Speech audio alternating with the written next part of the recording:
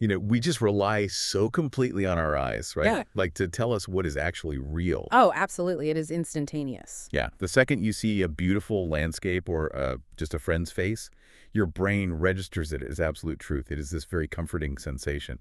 But what happens when those very same eyes are actually trapping you in an illusion? That is the big question. It is. So welcome to the deep dive, Huh. Shanana. Today we are unpacking a really profound recent Sunday message delivered at PUC, or Hong Kong Child Church. We are exploring this massive tension between our faith and our physical eyes. Right. And how moving past what we can visibly see, like getting beyond that physical limit, is the only way to see a completely new world. Exactly. And I just want to say, if you happen to miss that specific Sunday sermon, do not worry at all. You are still going to find so much value in what we are talking about today. Oh, for sure. I mean, the way we perceive reality, how we judge the people around us, and honestly, how we trick ourselves, these are just universal human issues. It's so true. The message challenged everyone to really change how they look at the world, which is something anyone can apply. So let's ground this discussion right away. Could you share that anchor scripture from the message, the one from 1 Samuel? I would be glad to. This is 1 Samuel 16.7. But the Lord said to Samuel, "Do not consider his appearance or his height, for I have rejected him. The Lord does not look at the things man looks at. Man looks at the outward appearance, but the Lord looks at the heart." I love the historical context of that verse. It highlights this incredibly stubborn human flaw. Samuel is this revered prophet, right? Yeah. And he is on a mission to find Israel's second king. Because the first king, Saul, was a massive failure. Right. But historically, Saul was like the ultimate picture of ancient royalty. Literally a head taller than everyone else, super handsome. He checked every physical box. He was the exact archetype of what a population wants when they are scared. When people feel vulnerable, they just want visual proof of strength. And Saul easily provided that. But his reign was a total disaster. He was disobedient, he brought chaos, and Samuel lived through all of that heartbreak. He knows the danger. He knows it intimately. Yeah, but then the second he gets to Jesse's house and sees the oldest son, Eliab, he falls right back into the same trap. He sees Eliab's height and striking looks and just assumes, oh, this must be God's guy. Yeah. He is fooled by the packaging all over again.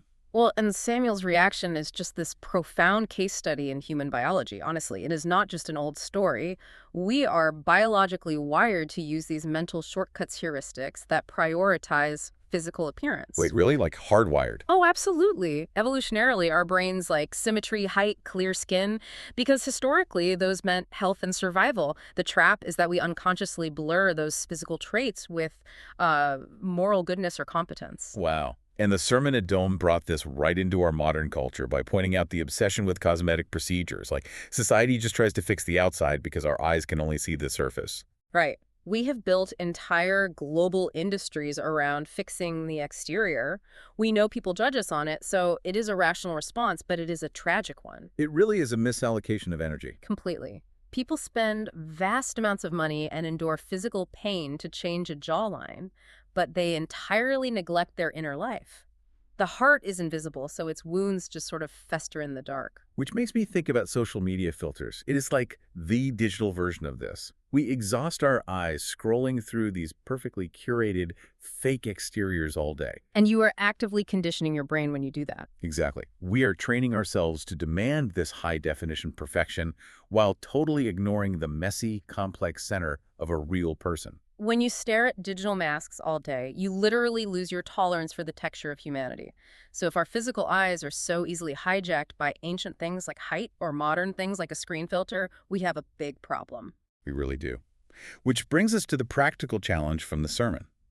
If our eyes are the problem, the solution is to deliberately shut them for 10 minutes every single day. 10 minutes of intentional visual deprivation. Which sounds easy, but honestly, it sounds agonizing. 10 minutes without a glowing rectangle in front of my face. It feels like an eternity in our modern world, but it is a deliberate cognitive and spiritual fast. You are fasting from monitors, TVs, phones, all of it. So what actually happens when we do that? Why does it work? Well, neurologically, your visual cortex uses a massive amount of brain power. When your eyes are open, you are scanning for threats, categorizing objects. It is overwhelming. Just constant data processing. Exactly. It keeps you in high alert beta brainwaves, anxious problem-solving mode. Yeah. But simply closing your eyelids cuts off that data stream. Your brain shifts into alpha waves, which are linked to deep reflection and calmness. Oh, wow. So by just shutting off the external feed, we physically change our brain state to create the space we need to start seeing the heart, like God does. Precisely.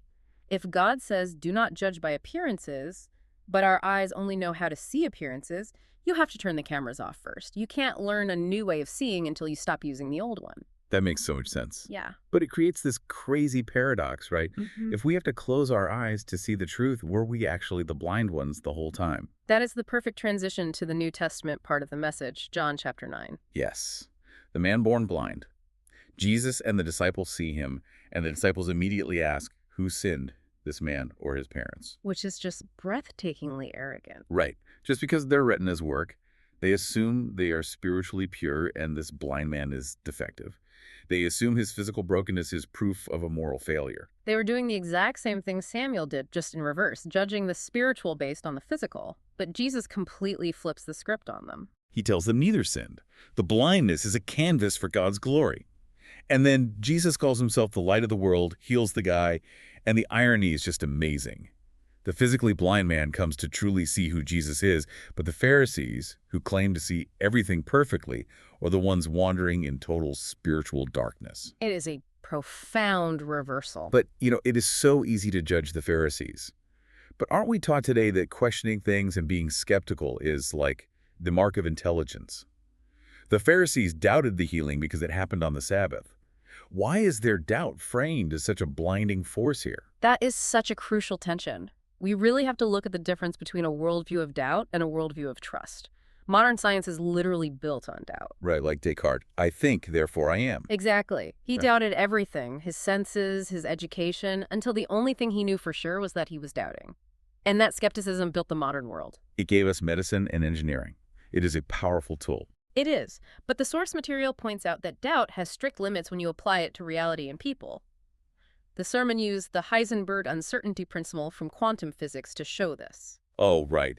The idea that you cannot know both the position and momentum of a subatomic particle at the same time. Right, because the very act of observing it changes its state. You cannot be a neutral observer. The sermon used this as a metaphor. Our skeptical, biased human observation distorts the spiritual reality of the people we look at. So pure doubt actually limits our ability to see the deep truth of someone. And, like the message noted, highly advanced science without moral trust just gives us efficient ways to destroy things, like in modern warfare. Absolutely. And bringing it down to everyday life, think about the relational cost of constant suspicion. Yeah, I mean, if I walk around doubting everyone, I might avoid getting scammed. I am protected. Sure, defensively. But you are constantly anxious. You build these huge walls. And worse, you strip away human dignity. If everyone is a threat until proven otherwise, you aren't treating them as humans made in God's image. You reduce them to a variable. That is exactly what the Pharisees did to the healed man.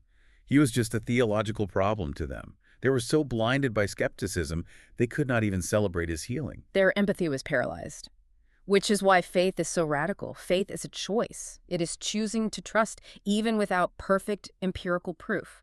The blind man just said, "Lord, I believe." Choosing to believe in people and God is risky. You might get hurt. But the message at Ion makes it clear. It is the only way to keep our humanity. We have to view the world through hope, not condemnation.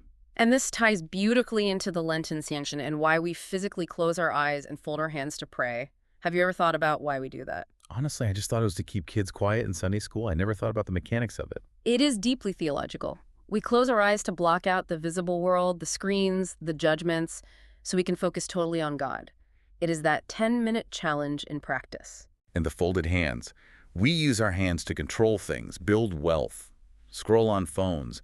Folding them is a physical act of surrender. We are putting our tools down. You cannot fight off a threat with closed eyes and folded hands. You are putting down your armor and choosing vulnerability and trust. Wow.